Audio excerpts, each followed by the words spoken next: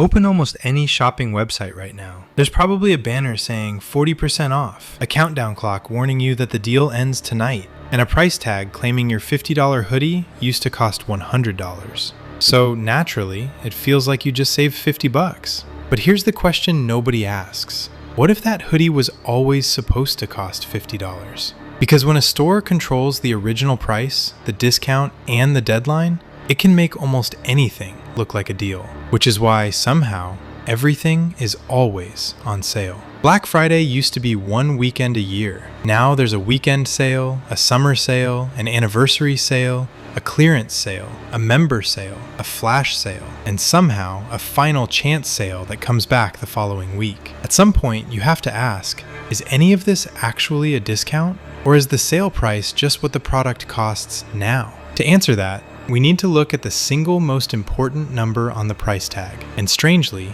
it isn't the one you actually pay. Picture two identical hoodies. One just costs $45. The other says, was $90, now $45. Same price, same product, but the second one feels like a win. That's because the $90 price gives your brain something to compare against. Instead of asking whether the hoodie is worth $45, you start thinking about the $45 you supposedly saved. But you didn't save $45. You still spent $45. This is called anchoring. The first number you see becomes the reference point, even when that number has very little to do with what the product is actually worth. And in 2012, JCPenney decided to find out what would happen if it removed that anchor. Its new CEO, Ron Johnson, was a former Apple retail executive. He got rid of most coupons, constant promotions, and inflated was prices. Instead, products would simply cost what they cost. No games, no waiting for the next coupon,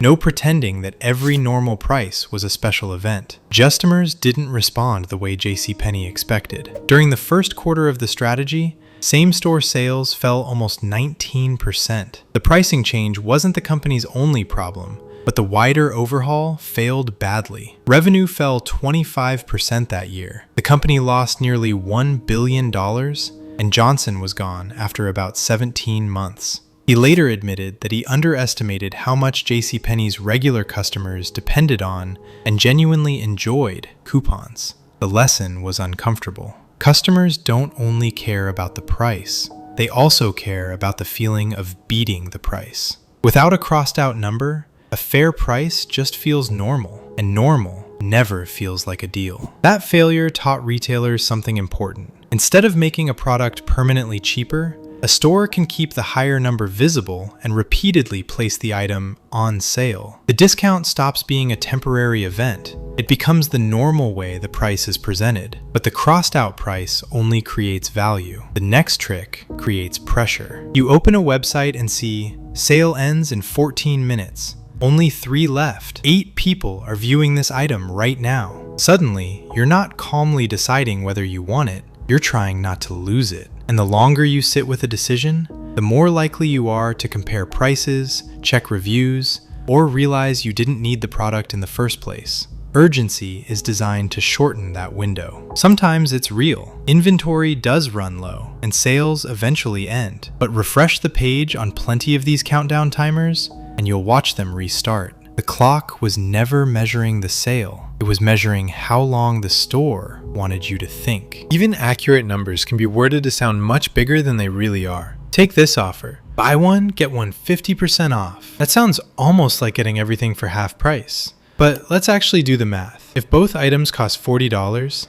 the first item costs $40, and the second costs $20. So you spend $60 instead of $80. That's a 25% discount overall, not 50%. And it only saves you money if you already planned to buy 2 items. Otherwise, the sale didn't save you $20. It convinced you to spend $20 more than you intended. Stacked discounts work the same way. Imagine an item that originally cost $100. It gets reduced by 50%, bringing the price down to $50. Then the store offers an extra 20% off. That does not mean the total discount is 70%. 20% of $50 is $10. So the final price is $40. That means the real discount is 60%. None of this is technically dishonest. The numbers are correct. They're just presented in the format that produces the biggest sounding number. Stores also created another kind of sale, the price you only receive after joining the loyalty program. One price for everyone, and a cheaper price for members, which makes the membership feel like free money.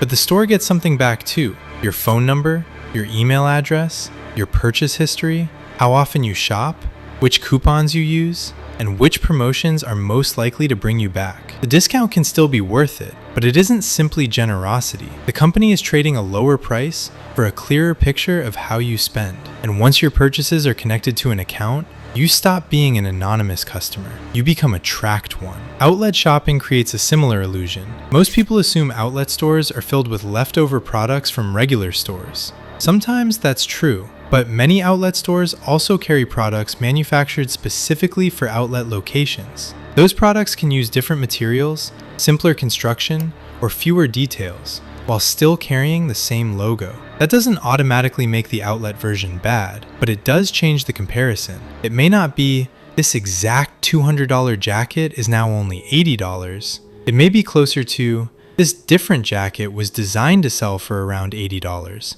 while resembling the more expensive version. The logo stays the same, the product doesn't always. So how do you tell whether a sale is actually real? First, ignore the percentage. Look at the final price and ask yourself, would I still buy this without the red banner, the countdown clock, or the crossed out number? Then compare the exact same product somewhere else. Not something that looks similar, the same model, the same version, the same materials. And when possible, check its price history. A product that gets discounted to the same price every single weekend was probably never really worth the higher price to begin with. A real sale should look like an unusual drop, not a permanent costume that the normal price wears. The smartest part of a fake sale is that the store never has to lie about the product. It only has to control what you compare it against. The original price makes the product feel more valuable. The countdown makes the decision feel urgent, and the percentage makes the savings feel larger than they really are. So the next time something is supposedly 50% off, don't start by asking how much money you saved. Ask the question the store hopes you forget. Was it ever actually worth the original price? Is there a sale price you've paid so many times that it has basically become the real price to you? Tell me which brand does it the most. I want to know if everyone watching is thinking of the same one.